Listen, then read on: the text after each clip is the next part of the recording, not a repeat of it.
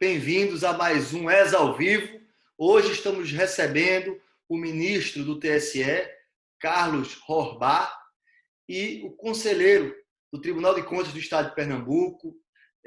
Foi durante muito tempo um brilhante advogado eleitoralista, foi conselheiro federal, foi presidente da Comissão de Direito Eleitoral do Conselho Federal da OAB, foi diretor da Escola Superior de Advocacia de Pernambuco, um querido amigo, conselheiro Carlos Neves, para tratar um pouquinho das perspectivas do direito eleitoral nesse tempo de Covid. Muito obrigado, ministro, muito obrigado, conselheiro Carlos Neves. É um grande prazer recebê-los aqui em mais uma edição do nosso ESA ao Vivo, para tratar um pouquinho de algo que vem afligindo muito, né, toda a população brasileira, que são as perspectivas para as eleições de 2020. Nós estamos hoje numa situação de pandemia, isolamento social, sem qualquer previsão efetiva de volta à normalidade. E aí a pergunta que eu começo aqui a fazer para ambos, começando pelo ministro Carlos Horbach, as eleições de 2020 já estão comprometidas? Houve aí alguma etapa, alguma fase que não pôde ser cumprida e que tornou inviável a realização das eleições em 2020? Muito boa noite, ministro.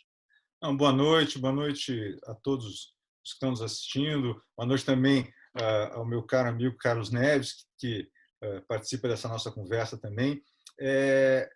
Eu acho que, de forma alguma, se pode afirmar que existe qualquer risco ou qualquer etapa que tenha sido queimada no processo eleitoral que, de certo modo, já está em curso, exatamente porque nós tivemos aí até pouco tempo o prazo, no início de abril, o prazo das filiações partidárias, e nós estamos aí já assistindo a uma série de articulações políticas que vão levar às convenções e que vão levar à oficialização das diferentes candidaturas.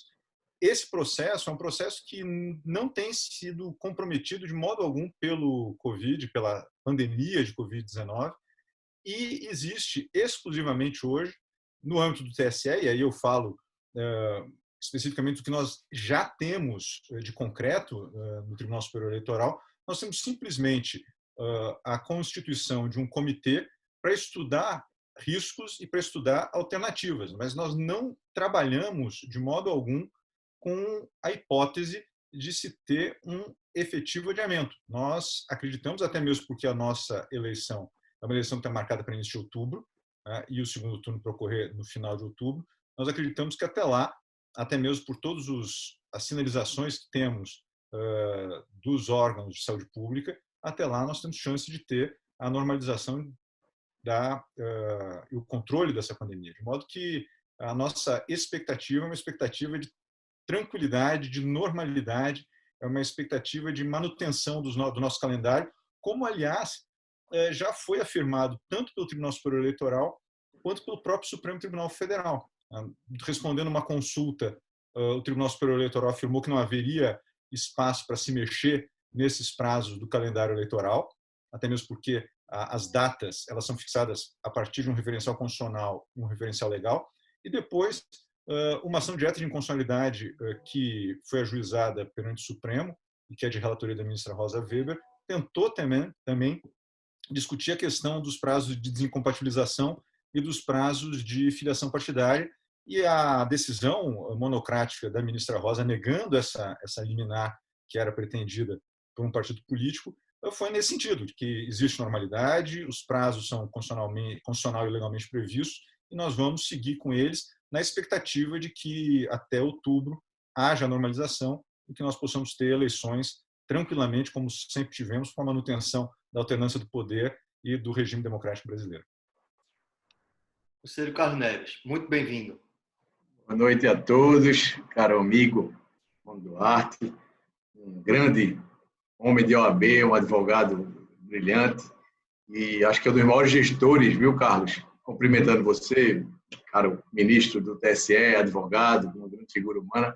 Eu queria dizer que Rony é um das figuras do sistema OAB que eu pude participar nos últimos anos, um dos maiores gestores que eu conheci nos 13 anos que dediquei a minha vida à OAB. É uma grande figura, diretor-geral hoje da Escola Superior da Advocacia Nacional, está fazendo uma grande transformação lá, convite do nosso amigo também, Felipe Santa Cruz. Para mim é muita honra estar aqui hoje, num ambiente desse, apesar da dificuldade, do isolamento social, da pandemia, mas vendo que a Escola Superior da Advocacia Nacional, eu já fiz parte dela lá atrás, na gestão de César Brito, fui de OAB, nos últimos 20 anos passei na advocacia, mas 13 especificamente na OAB. Então, estar aqui hoje, no momento desse, levando informação, debatendo na área do direito eleitoral, que também é uma área que eu me afastei um pouco, porque deixei de ser advogado. Hoje estou no Tribunal de Contas, há praticamente 10 meses. Mas ainda tenho muita paixão, ainda sou um dedicado estudioso do assunto. E hoje, falando aí com o ministro do TSE, que já deu uma resposta muito afirmativa sobre a garantia das próximas eleições, Rony, eu quero te dizer que é muito interessante a dinâmica do procedimento eleitoral. Ele já é feito por fases. Então, a gente não tem, assim, uma mácula que tome inicialmente agora e impeça a eleição de outubro. Porque se ele fosse tudo de uma vez, talvez fosse uma situação de adiamento ou o que fosse. Mas como ele é por fases, e cada fase é estanque, tanto que os procedimentos, o direito processual é muito vinculado a cada fase dessa, a gente tem a fase de domicílio eleitoral, filiação partidária, janela partidária, tudo acabou em 4 de outubro. Tem a parte da organização que a Justiça Eleitoral faz, a administração das eleições, o colégio eleitoral de quem vota é outra coisa também. E agora, no microprocesso eleitoral, a gente vai entrar na fase de convenção, que a gente não entrou ainda. Só em julho é que chegaremos às convenções partidárias. Aí sim, nessa fase, eu acho que a Justiça Eleitoral precisará avaliar se estará comprometida as reuniões, as convenções, onde se escolhe os futuros candidatos, no caso da eleição de prefeitos e vereadores. Cada fase dessa tem que ser verificada. Até aqui, nada comprometeu. Desincompatibilização, gestores públicos que ocupam cargos que precisam sair, saíram. Os que não saíram estão impedidos, como qualquer outro. As filiações foram feitas, todos aqueles que transferiram o título fizeram no tempo certo. Toda a estrutura da eleição está montada. Vamos entrar agora no microprocesso, que é o processo mais partidário, que é a escolha dos candidatos, que se faz em convenção, só aqueles filiados participam, e depois disso, registro de candidatura, depois propaganda, depois o dia da eleição. Então, cada etapa dessa precisa ser olhada estanque, né? Até aqui, nada comprometido, não tenho dúvida. Mas tenho dúvida, se a gente não puder fazer convenções partidárias, porque alguma cidade tem a proibição de reunião de mais de 10 pessoas, 20 pessoas. Estivermos em isolamento, então pode haver uma dúvida sobre isso. Ou até mais, pode-se criar mecanismos tecnológicos para que as pessoas se reúnam, como nós estamos aqui a fazer, para que votem de outras formas, e os partidos se resolvam quanto a isso e possam cumprir com essa etapa importante da democracia interna. Discussão também a gente vai ter depois no registro, que hoje é tudo online. O registro de candidatura é tudo feito online, não precisa presencialmente protocolar o registro de um vereador, um prefeito. É tudo feito por sistema. Para mim, a maior discussão, não sei se para o ministro também é essa, é no período da propaganda eleitoral. Esse, sim, para mim, é a maior dificuldade. Se a gente chegar lá, que eu acho difícil, mas ninguém sabe, é uma pandemia nunca pensada, é uma situação de calamidade nunca imaginada.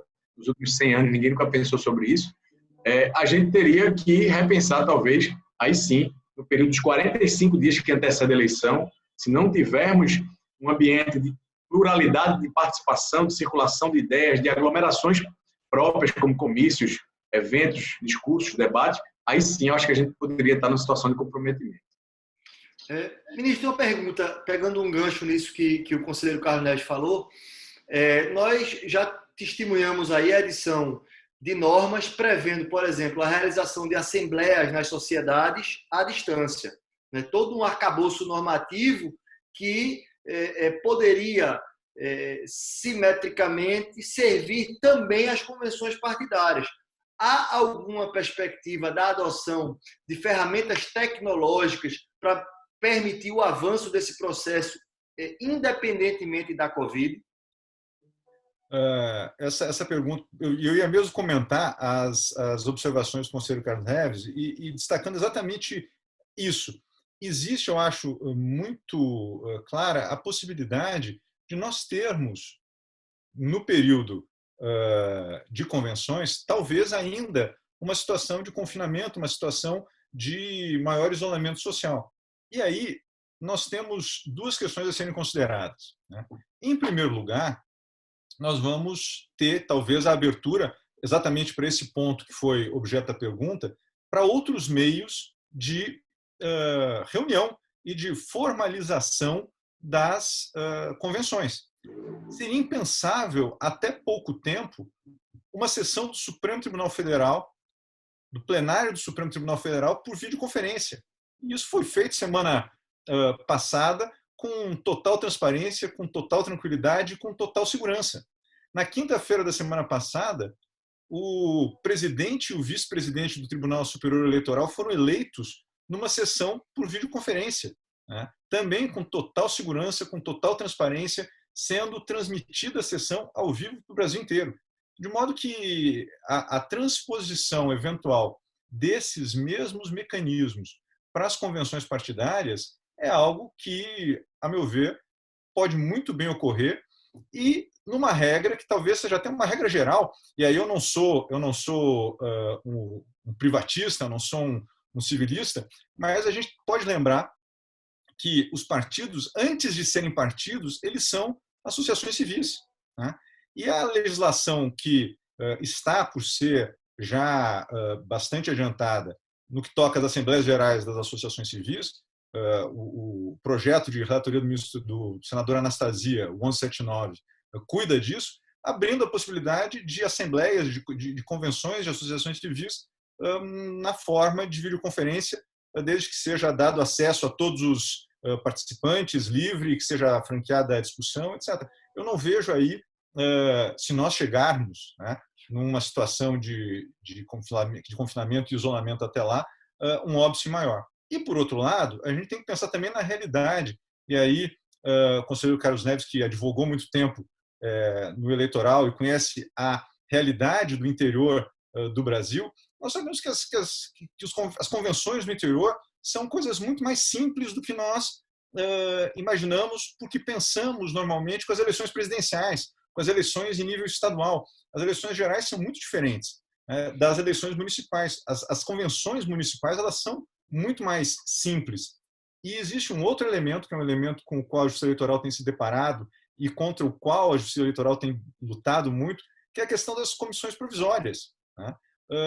A grande maioria dos órgãos partidários ainda é composto, a grande maioria ainda é composta por órgãos provisórios, né, por comissões provisórias, em que as decisões são tomadas de maneira também muito mais simplificada. Então, talvez, nesse momento, o mal veio para bem, né? Talvez, nesse momento, o fato de nós termos aí uma estrutura partidária mais simplificada na base permita uma resposta mais pronta, mais rápida, mais expedita a esse problema das convenções. Repito, se nós chegarmos no prazo das convenções, no período convencional, com as dificuldades que nós estamos enfrentando hoje. Conselheiro Carlos Neves. É isso, eu acredito, eu acho que a gente está na mesma linha, na mesma página, porque as soluções tecnológicas podem ser desenvolvidas, existem, né, disponíveis. A gente está dando um salto, apesar de tudo, né, da situação muito dramática que nós vivemos, todo de isolamento, de risco à vida das pessoas, de uma necessidade de uma presença do Estado mais forte, né, dos representantes do Estado cada vez mais cuidando de criar leitos de UTI e também valas para pessoas mortas, é uma coisa impensada. Mas a gente tem que pensar o lado bom de toda essa história, né? Um salto é a tecnologia. Essa tecnologia já estava disponível e a gente tem usado essa ferramenta que a gente está usando aqui. Eu, pelo menos, só comecei a usar agora com as lives, os debates, as sessões do tribunal. Na hora conta do Estado de Pernambuco tem sessões extraordinárias para casos de Covid, que são chamadas a qualquer tempo. E agora a gente está voltando na semana que vem com sessões ordinárias, já com processo garantido contraditório ao advogado, inscrição para participar, sustentação oral, mesmo em modos do Supremo, do CNJ, que foram indicados. Então, a nova realidade, né, o novo, né, que está surgindo aí, a gente está se adaptando bem. Então, os partidos precisam fazer esse dever de casa, porque pode acontecer das convenções chegarem com essa dificuldade. Lembrou muito bem o ministro quando disse, tem a questão da autonomia partidária, o artigo 17 da Constituição, de 88, tirou o partido da condição de uma pessoa jurídica de direito público, que já o foi, para uma pessoa jurídica de direito privado. E aí, a partir disso, ele tem suas autonomias para fazer, logicamente, com todo mundo público, mas tem condições de fazer aí alterações e modificações e regras para poder escolher seu representante. Isso acho que não deverá ser um grande problema. Como eu disse, a minha preocupação muito maior, também porque eu tenho um apego muito grande à matéria da propaganda eleitoral, foi um livro que eu escrevi sobre isso. Minha preocupação é justamente do período da propaganda eleitoral. A gente chegar em agosto, quando começam depois do registro de candidatura, começam a propaganda eleitoral, eu acho que aí sim a gente tem um problema.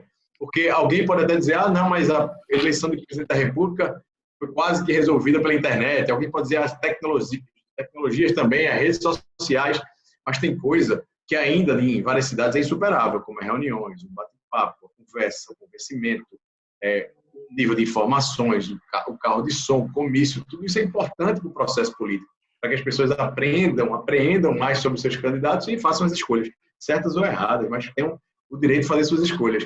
Então, a lei eleitoral já é limitadora da liberdade de expressão política. A gente admitir ainda tolher ainda mais, não, propaganda é coisa ruim, suja a rua, tal, então vamos proibir tudo. Eu acho que vai ser ainda mais deficitário para o sistema democrático, o sistema eleitoral de um país democrático.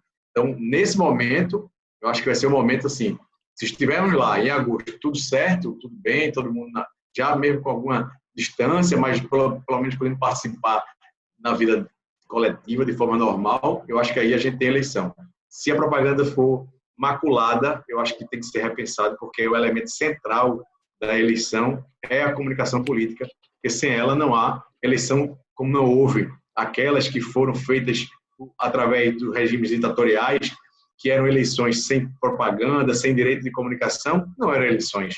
Era uma mera autorização dada pelo ditador de então para que alguém sufragasse, validasse, entre aspas, o processo ditatorial. Então, eleição tem que ter comunicação política.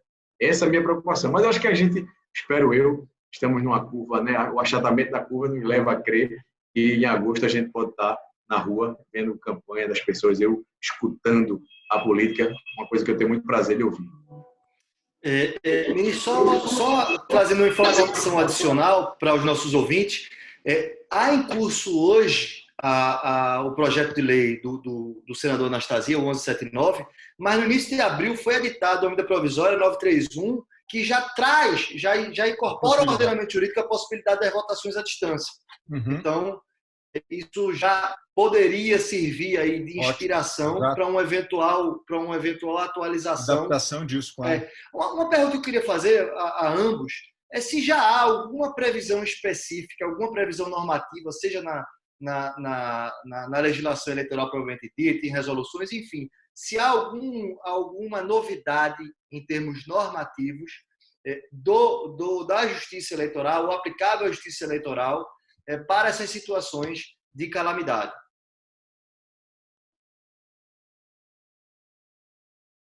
Se quiser começar, eu posso falar também um pouco, porque esse tema, Rony, é um tema que eu tenho tratado muito por conta da eleição, vários anos já advogando no direito eleitoral, para opositores, para gestores públicos, muitas vezes, em reeleição, e tem uma matéria muito específica, que agora que eu estou no Tribunal de Contas, me acomodou bem, que é o tema das condutas vedadas aos agentes públicos em ano eleitoral. Então, tem um conjunto de regras que são proibitivas ou até que entram na discricionariedade do administrador, interferem no direito administrativo, impedindo algumas condutas no ano de eleição.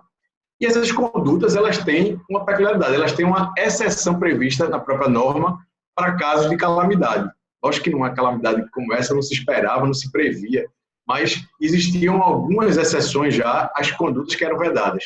Por exemplo, num ano normal de eleição, não pode o presidente da República ou o governador fazer transferência voluntária de recursos para municípios.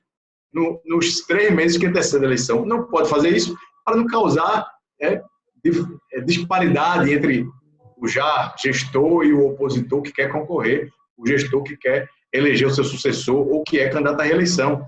Havia essa proibição há essa proibição, mas há algumas exceções, como se a obra já estiver em curso, já estiver em programação financeira, a obra já em execução, mas tem uma específica que cai, né, no caso aqui da Covid-19, que é em razão do estado de calamidade. Então, a União está criando programas que vai suportar aí a dificuldade financeira dos municípios, dos estados, com a dificuldade de arrecadação, a queda de arrecadação estrondosa. Isso é possível, está sendo feito, e a lei eleitoral prevê essa situação. A lei eleitoral prevê também outra situação, a publicidade institucional, a comunicação do governo, no caso, o governo que está em disputa, município, prefeitura. Se a prefeitura está em disputa e ela precisa fazer um anúncio, ela é proibida nos 3 meses que antecedem a eleição. Mas se o anúncio é referente a um estado de calamidade, ela pode fazer. Então, é uma exceção prevista na lei para casos como esse. Por exemplo, a gente chega lá em julho e sai uma decisão, a gente tem aí, se Deus permitir, uma vacina é anunciada, uma solução desse tipo positiva anunciada, como é que se convoca a população? A se fazer um anúncio, já está previsto lá. A diferença é que o juiz eleitoral vai ter que autorizar, ele vai fazer uma censura prévia, ele vai analisar se aquilo é vinculado ao caso da calamidade decretada naquele município, naquela cidade, e tem que ser vinculada à matéria. E, por fim, mais uma delas, que é muito interessante, são os programas sociais. Sabe, Rony, é normal que um gestor, todo ano, faça um programa social, como Bolsa Família, por exemplo. O que ele não pode é criar um programa social em ano eleitoral. Isso foi uma alteração legislativa que impediu que no ano eleitoral fosse criado, a partir do primeiro dia do ano eleitoral. Só podem programas novos se eles forem já em execução orçamentária do ano anterior. Não pode ser uma coisa nova. Caso Cássio Cunha Lima, um caso emblemático de programa novo, levou a um processo longo. Então, tem vários casos que levam a isso. Mas lá também, na mesma norma da Lei 9504 de 97, tem uma exceção, que é em estado de calamidade. Então, um programa social criado no município para atender a necessidade agora de uma população carente, de um setor econômico que foi fechado, um setor pesqueiro, turístico, ou pessoas em situação de calamidade pública, sem dinheiro para comer, que a gente sabe que a realidade brasileira é muito pobre. O Estado não para, o Estado, o município, ele tem que continuar, ele pode ajudar criando um programa social novo. Então, estou dizendo aí 3 regras que têm a ver com esse momento que a gente está vivendo. São exceções a proibições previstas antecipadamente pela lei eleitoral. A lei diz, não pode isso, mas se for calamidade, há essa variação. E quais são os limites? Eu vou agora aprimorar a pergunta para o ministro, né? E quais são os limites na deflagração dessas campanhas, dessas iniciativas? Eu queria fazer um paralelo com o caso, por exemplo, dos Estados Unidos, né, que não vem causando por lá grande perplexidade, pelo menos até onde eu saiba, mas há notícia da divulgação do nome do presidente Trump nos cheques que estão, milhões, dezenas de milhões de cheques de, salvo engano, $1.200 por habitante, com o nome de Trump, né? Já se fala também de orientações de conduta em relação à Covid, também já com a chancela pessoal do presidente Trump. Isso aí seria admissível aqui no Brasil, ministro? Quais são os limites a essa atuação do gestor público, supostamente, né, no combate à epidemia, mas muitas vezes trazendo de maneira subliminal uma indesejável promoção, autopromoção pessoal? Não, perfeito. Indo na mesma linha do que o conselheiro Carlos Neves já destacou, essa questão da calamidade é uma questão que se impõe e o ordenamento jurídico tem soluções previstas para o enfrentamento dessas mesmas calamidades. Esses exemplos constantes da Lei das Eleições, da Lei 9.504, são exemplos bastante claros de que nós temos aí o ferramental necessário para enfrentar essa crise dentro dos parâmetros normativos já vigentes, já existentes. Inclusive, não sei se o Carlos Neves chegou a ver isso, mas durante a discussão da PEC do orçamento de guerra no Congresso, circulou uma emenda que exatamente queria excepcionar esse dispositivo da linha A do inciso 6º do artigo 73, no que toca às transferências voluntárias, para o contexto, para o regime da eleição de 2020, dizendo que uma calamidade, mas para que excepcionar se a própria norma já traz a exceção específica que cabe no nosso caso e que soluciona a nossa angústia, que soluciona aquilo que nos preocupa no ambiente dessa pandemia.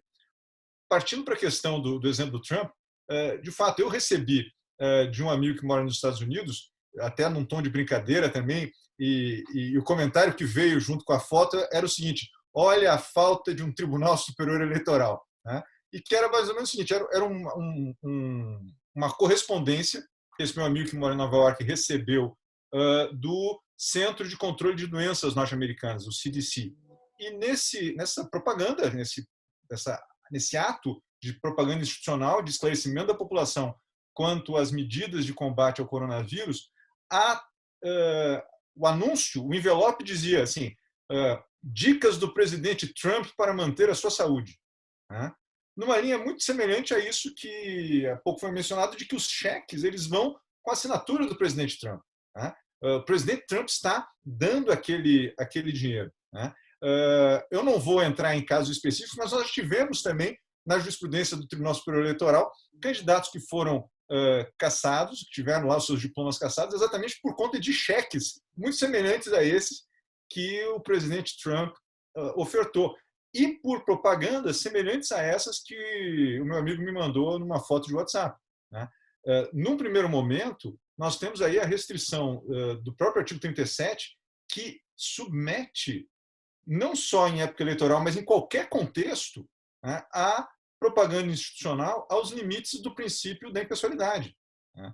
É um ato contrário à Constituição inserir qualquer elemento de cunho pessoal ou partidário ou que possa, ainda que indiretamente, vincular a ação do governo à pessoa do governante na propaganda institucional. Isso gera improbidade administrativa, tem uma série de consequências jurídicas. E no campo eleitoral isso tem consequências ainda mais severas, exatamente porque é reiterada até a jurisprudência nossa aplicando esses dispositivos que impedem e que buscam impedir que a propaganda institucional seja utilizada de modo eleitoral, de modo a influenciar de maneira inadequada o equilíbrio na disputa do pleito eleitoral. Rony, completando um pouco só o que o ministro falou sobre essa questão de Trump, estão ouvindo aí, né? Eu acho que a falta do TSE lá é importante. Agora, é a lógica americana também dos gastos eleitorais, né? Eles têm uma cabeça bem diferente da nossa, da formação jurídica e social. Mas, mais do que, assim, primeiro de tudo, como disse o ministro, o artigo 37, parágrafo 1º da Constituição, que fala da impessoalidade da administração pública. Isso é fundamental. Você não vê um anúncio no Brasil de televisão do governo federal com a imagem do presidente da República. Você não viu acontecer isso na redemocratização para cá, você não viu. Dificilmente um prefeito faz isso, a não ser um desavisado ou quer ser quanto mais descumpridor e vai responder para o processo de improbidade. Porque, em regra, a publicidade institucional ela é impessoal. E aí, no caso eleitoral, a gente tem quando chega no ano das eleições, o cerco da impessoalidade ele aperta um pouquinho mais. O artigo 70, ele dá uma apertada ainda. O artigo 73, inciso 4, fala proibido o uso promocional de doação de bens e serviços. Então, a proibição de uso promocional de doação de bens que já existiam. Proíbe criação de programas novos. Vem o parágrafo 11 do artigo 73 diz não pode usar uma associação, uma ONG, uma entidade filantrópica que tenha vínculo, o nome seja vinculado ao nome do gestor que estará em disputa. Então, o eleitoral, quando chega no ano da eleição, essa válvula da impessoalidade ela é apertada ainda um pouco mais. E isso é importante. Além da gente ter o artigo 37, parágrafo 1º da Constituição, que proíbe sempre isso, mas quando chega perto da eleição, a lei eleitoral ela arrocha um pouco mais, como diz aqui, por aqui, aperta, e aí a impessoalidade fica mais forte. Tanto que o programa social criado a excepcionalidade por conta da calamidade, se hoje for criado um programa social no município, ele vai ter que cumprir com toda essa impessoalidade, toda essa proibição de promoção, e ele ainda vai ter duas situações. O Ministério Público vai fiscalizar de perto.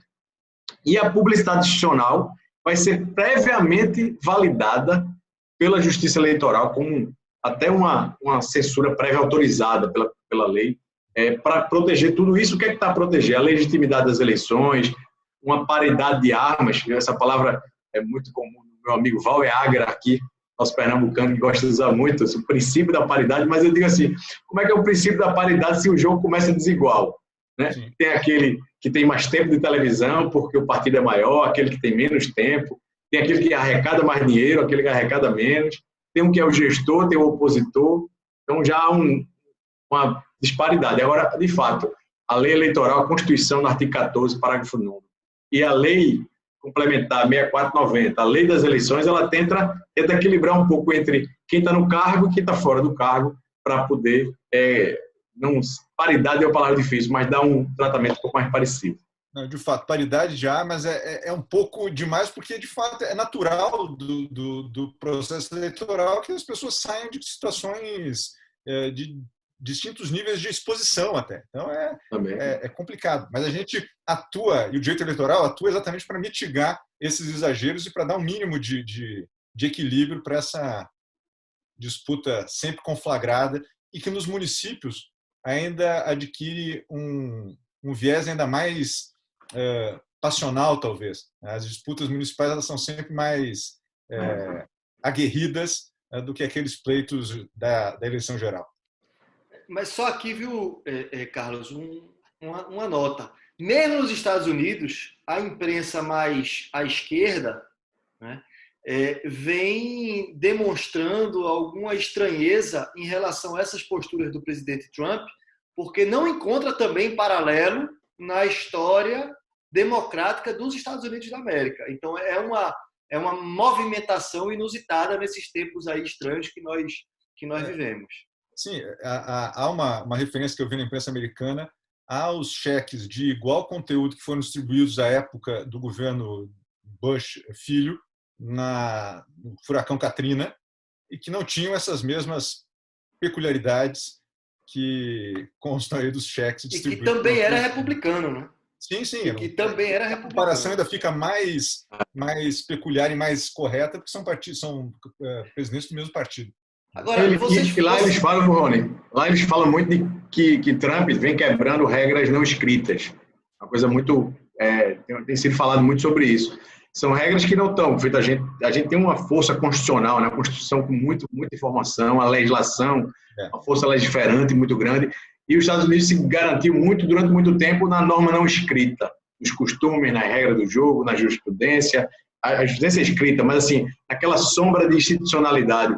E Trump quebra muito isso, né? Ele dá um corte muito grande nisso. Tem um livro, né, Como as Democracias Morrem, um livro que eu estou acabando de ler agora. Ele trata muito sobre isso. Muito interessante. Assim, a quebra desse paradigma de regras.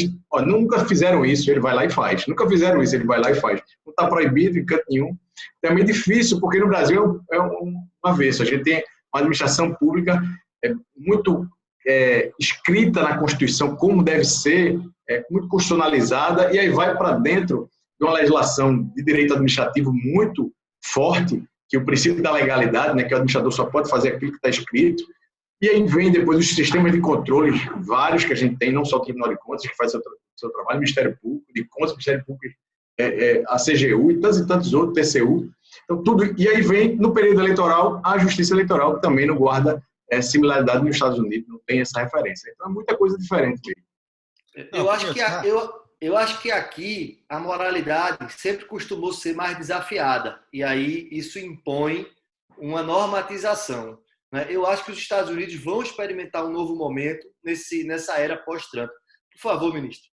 Não, só complementando isso que há pouco o conselheiro falava, que é o seguinte: há coisas no processo eleitoral americano que são, para nós, no Brasil, inconcebíveis, né?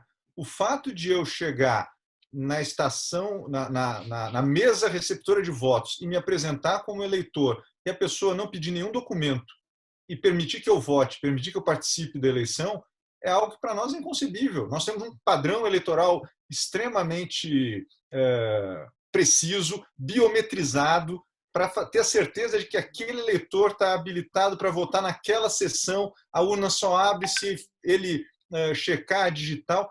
Isso não existe nos Estados Unidos. São poucos os estados que exigem um documento de identidade. Mas eu completando aí, é estranho, porque eles que criaram, né? O homem é um voto, né? Então, na verdade, na Inglaterra já tinha essa expressão, mas eles valorizam muito isso. E a gente, na verdade, no Brasil, tem hoje, com a justiça eleitoral, uma das maiores seguranças que tem de que cada pessoa só vai votar uma vez, aquele voto daquela pessoa. A nossa fase, eu acho, aí saindo da questão da pandemia, a nossa fase, como democracia agora, é a fase que antecede o depósito do voto e a contabilização do voto. É o que é a questão da captação ilícita, da compra de voto, corrupção eleitoral. São discussões que precisam ser feitas em outra esfera, mas do ponto de vista de depositou o voto, discussão sobre urna eleitoral, é incabível no Brasil hoje, discussão sobre biometria, sobre essa segurança. Agora, lógico, Rony, a gente passou por um período muito forte de mácula ao processo eleitoral, de fraude, da fraude da caneta, da fraude da formiguinha, o cara levava o voto, trocava, dos coronéis. Então, a gente construiu uma justiça eleitoral que vem passando por muita coisa durante muito tempo. Ela passou por períodos ditatoriais, ela foi fechada, foi aberta, ela foi usada equivocadamente nos períodos negros, assim, negros não é a palavra mais adequada, nos períodos equivocados da história. E a gente tem hoje uma justiça eleitoral que veio e mostrou isso, não, eu vou cuidar do processo eleitoral, cada pessoa que depositar seu voto, a sua manifestação de vontade vai ser garantida, aquilo vai ser transformado num resultado de quem é o representante daquele corpo eletivo. Isso é uma segurança muito grande que poucos países do mundo têm, acho que pouquíssimos têm. Nosso maior problema hoje é outro, é o processo de convencimento, é um problema ainda de uma população que precisa de mais esclarecimento, de politizar mais a população no sentido, não essa política de bem e mal, não, a política no sentido mais denso, né, adensar a disputa política, investigar sobre políticas públicas, o que é que o prefeito está prometendo, ele vai cumprir, né, ele pode prometer acabar com isso, se isso é uma questão federal, a percepção da divisão entre federação, união, né, estado e município. Uma vez eu tive um caso, só para descontrair aqui, que um candidato a deputado estadual, acho que era vereador, ele dizia que fazia uma apologia a crimes, é bandido bom, é bandido morto, eu vou adotar a pena de morte no Brasil. Primeiro que não pode, né? Tem a Constituição, os tratados internacionais, tem tanta coisa, e ele, vereador, que não podia mesmo. Então, a gente precisa, essa maturidade é que a gente vai avançar. Do ponto de vista da manifestação da vontade e a contabilização dos votos, para mim é indiscutível, e aí o ministro do TSE ele pode falar de caso próprio. Eu queria fazer uma pergunta para ambos, sobre a questão da propaganda. Nós temos aí a possibilidade de chegar ao período da propaganda ainda com isolamento, ou total ou parcial, porque se fala que essa pandemia, as medidas de isolamento de distanciamento vão ser abrandadas paulatinamente. Por um lado, a gente tem um distanciamento, aí, uma limitação do corpo a corpo, a gente vai ter uma série de instrumentos tradicionais de propaganda que não vão poder ocorrer, mas, por outro lado, a gente vai ter um barateamento, a gente vai ter uma população que se apegou muito, né, às redes sociais durante esse período de distanciamento. E aí eu queria um exercício de predição. Como é que seria, quais são os pontos positivos, os pontos negativos, se houver, em relação à propaganda, se ela eventualmente puder, que isso é parte da pergunta, ser realizada num ambiente de distanciamento, se a gente considera o direito à informação que tem o eleitor. Carlos Neves, por favor, comece por você. Para mim, esse assunto é um assunto que eu tenho muito prazer de falar, porque nas minhas andanças na advocacia eleitoral foi uma das coisas que eu mais me debati, mais trabalhei, mas também foi, do ponto de vista pessoal e acadêmico, foi onde eu desaguei minha pesquisa para um livro sobre propaganda eleitoral, lançado em 2012 pela Fórum. Ainda preciso atualizar, porque toda vez me cobro isso. Mas é um livro que mostra que a propaganda eleitoral está dentro do princípio da liberdade de expressão. Então, diante de qualquer liberdade, aí uma matéria, isso está em todos os constitucionalistas do mundo falam disso, diante da liberdade, o Estado ele tem que se abster. Então, qual o problema hoje no Brasil? A gente tem uma carga legislativa que tolhe a liberdade de expressão brasileira. Tolhe, isso é verdade. Eu não posso, na minha casa, colocar uma placa maior, eu não posso botar nem placa, nem pintar um muro. Tem que botar nas eleições, eu tenho que botar um cartaz de meio metro quadrado com a propaganda do meu candidato. Isso é tolher a liberdade de expressão. Isso nos Estados Unidos não podem conversar. A gente acha absurdo algumas coisas deles, eles acham isso crime, né? É a norma maior que é a liberdade de expressão. E aqui, assim, a legislação é feita, não se diz por que está protegendo o direito para fazer o seu pesamento. E aí, se já temos uma legislação que ela é muito intervencionista na nossa liberdade, eu acho que, diante de uma pandemia, isolamento, se permitirmos ainda mais restrição, nós vamos ter dificuldades de fazer as escolhas livres, não é certas, porque certas cada um sabe o que faz, é livre. E eu digo isso porque, se a gente depender só da internet, Rony, a internet está cheia de robôs, cheia de maniqueísmos, de meia-verdade ou de fake news. A gente também não é tão simples. É um mundo novo e complexo, com possibilidade, inclusive, de os gastos serem muito maiores do que os gastos de televisão. Basta a autorização que foi dada pela legislação de patrocínio de Facebook, Instagram, Google e tudo isso. Então, o que a gente precisa fazer uma reflexão é muito cômodo tirar a propaganda da rua, que me incomoda, eu estou aqui na internet, eu vejo como eu quero, eu escolho meu candidato, mas o cara numa zona rural aqui de Pernambuco, se não chegar o carro de som lá, ele não sabe quem são os candidatos. Se o outro, numa outra cidade, não tiver uma bandeira perto lá para saber qual é a cor do candidato, se o cara não passar na porta dele falando quais são as propostas, discutindo, ele não vai ter como votar. Ele não vai saber quem é o candidato a vereador, qual é o partido, quem é o candidato do prefeito ou do opositor. Se a gente limitar e achar que todos nós, toda a população brasileira é igual a nós que estamos aqui na internet com acesso e não gostamos do carro de som na porta do som da casa da gente, porque a gente já tem a informação. Eu acho que eu tenho muita preocupação, porque a gente já tem uma legislação exageradamente intervencionista na liberdade de expressão, sem justificativa de ser, na minha percepção, foi uma crítica que eu sempre fiz, e, por outro lado, agora, um risco de restrição ainda maior por conta da pandemia. Eu acho que se a gente chegar no período lá em agosto, setembro, sem direito à propaganda integral, eu acho que aí vai ser minha opinião, vai ser pelo adiamento. É a única vez que eu vou opinar pelo adiamento. Eu queria fazer uma pergunta ao ministro, a gente está com pouco tempo, para a gente tratar um pouquinho também de abuso do poder econômico. Tá? Esse novo cenário, ministro, ele traz alguma particularidade ou algum receio acrescido, né, em relação ao abuso do poder econômico? Eu vou responder a pergunta, mas eu vou fazer algumas observações em relação também à pergunta anterior, que eu acho extremamente interessante. Né? Em primeiro lugar, eu tenho que dizer o seguinte, que eu concordo completamente com o Carlos Neves, que essa legislação que nós temos hoje no Brasil é uma legislação por demais excessiva na restrição à liberdade de expressão. É uma legislação, com todo respeito ao legislador, que, de certo modo, até idiotiza o eleitor, porque parte do pressupor que o eleitor é uma vítima, é alguém que está ali sendo passível de levar qualquer tipo de influência e que não tem um senso crítico maior para diferenciar o joio do trigo. Né? De modo que, do ponto de vista de lege ferenda, né, do ponto de vista da alteração da legislação, eu acho que poderia muito bem abrir, mas essa não é a tendência, e aí eu já vou, não é a tendência nem do legislador e muito menos do Tribunal Superior Eleitoral.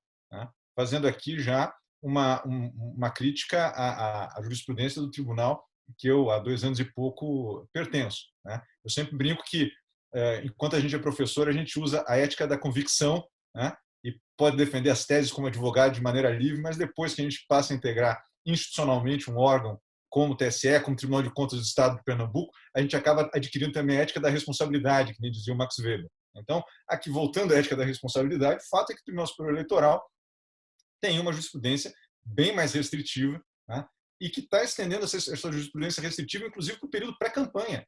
A interpretação que está fazendo ao 36A, né, que é um dispositivo que foi aberto para permitir um maior debate das pré-candidaturas, também é no sentido de tolher a liberdade de expressão. Então, em primeiro lugar, eu concordo que a gente tem uma restrição excessiva. O problema que vai se colocar para nós é um problema de ponderação. Como sempre, acaba a gente caindo nessa forma, nesse raciocínio jurídico.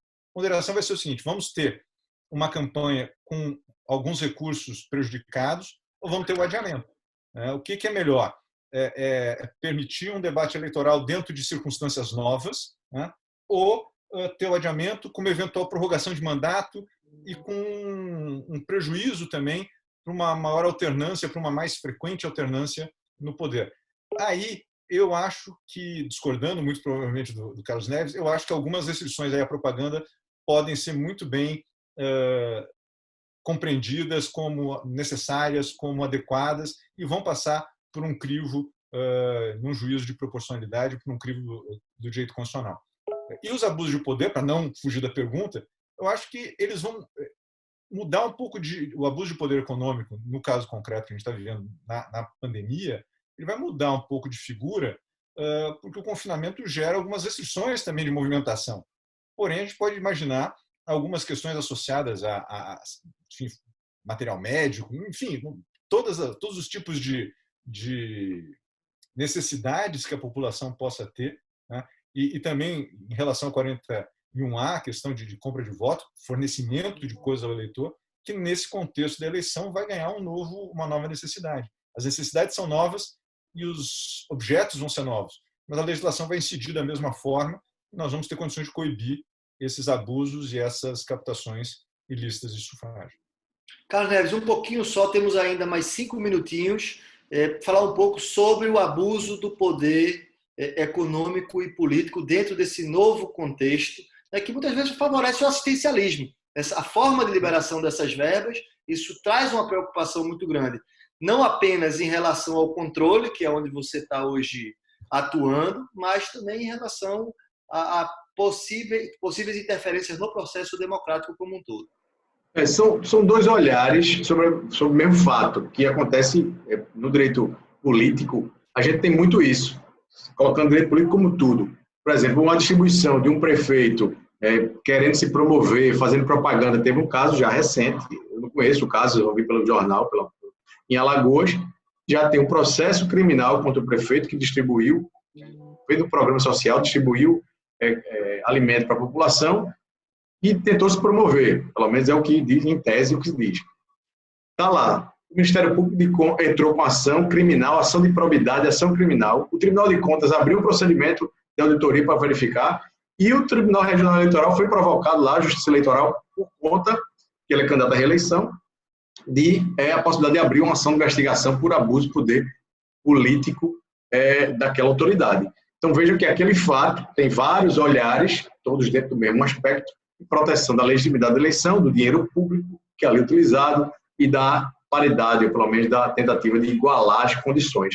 Eu, lá no Tribunal de Contas, tenho acompanhado muito de perto, a gente tem tido sessão, tem tido reunião com os auditores, em razão desses gastos, são vários gastos especiais, em que a lei de responsabilidade fiscal já foi flexibilizada pelo Supremo, pelo Tribunal de Contas também já teve uma flexibilização, para que as coisas aconteçam e as vidas sejam salvas. Mas não quer dizer que o tribunal está fechando o olho, a gente está atento a cada gasto, a cada dispensa, entendendo a situação do gestor, que tem que decidir coisas muito complexas, como comprar, às vezes, mais caro, porque senão perde a concorrência para uma cidade vizinha ou para um concorrente privado, mas tudo isso tem que estar registrado no portal de transparência, o que a Justiça Eleitoral também e os adversários do Ministério Público Eleitoral vão fiscalizar para ver se esse uso desses bens foram feitos, a entrega foram feitos com essa canetada de Trump lá mandando assinar. No Brasil isso não dá, não é permitido e pode levar a várias condenações criminais, eleitorais de improbidade.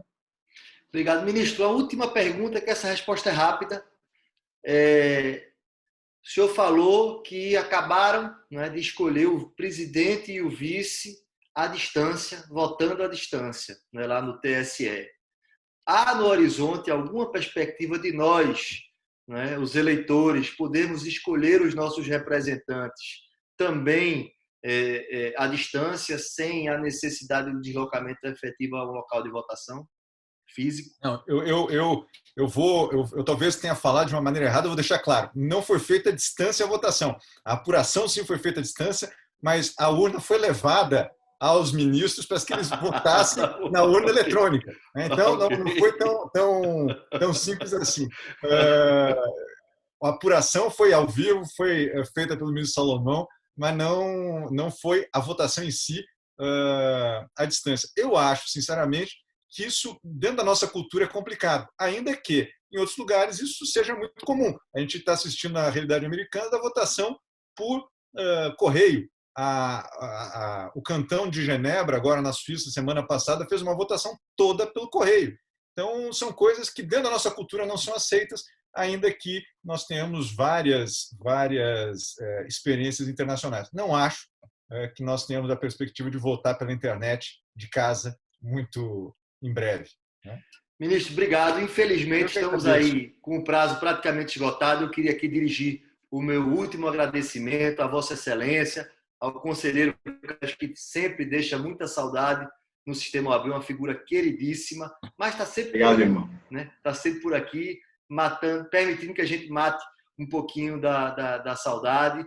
É uma satisfação. Poderíamos ficar aqui por mais algumas horas debatendo, ainda tem muito assunto aqui para ser esgotado, mas vamos ver aí a possibilidade de um reencontro em breve. Muito obrigado, ministro. Muito obrigado, Carlos Neves. Eu queria passar aí a palavra para breves considerações finais, começando pelo conselheiro Carlos Neves.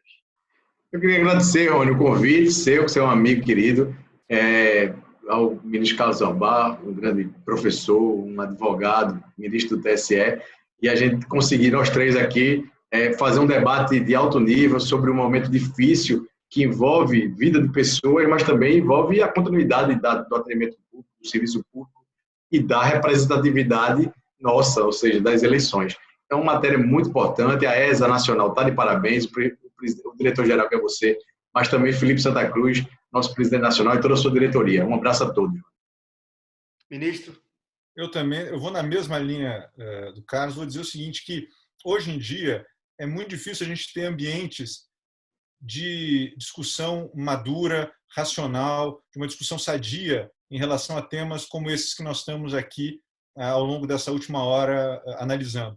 De modo que, para mim, é uma satisfação participar desse debate. Eu acredito que todos os espectadores, todas as pessoas que acompanharam, também tiveram uma oportunidade de compartilhar, ainda que sem intervir diretamente na nossa discussão, mas a Escola Superior da Advocacia está de parabéns e nós só temos a ganhar com esse tipo de interação, com esse tipo de debate, com esse tipo de troca de ideias. Muito obrigado. Muito obrigado, ministro. Eu queria agradecer a você que nos assiste de casa e deixar aqui o convite. Amanhã receberemos aqui o ministro do STJ, Vilas Boas Cueva, e o professor da FGV, célebre advogado, Zé Roberto de Castro Neves, tratando de um tema que interessa a nós todos, a revisão dos contratos, mais especificamente os limites à revisão dos contratos. E depois de amanhã, também debatendo o plenário virtual e o teletrabalho, o trabalho remoto, com o ministro Supremo Gilmar Mendes, o conselheiro do CNJ Henrique Ávila e o presidente do Conselho Federal da OAB, Felipe Santa Cruz. Obrigado pela audiência e até amanhã. Muito obrigado.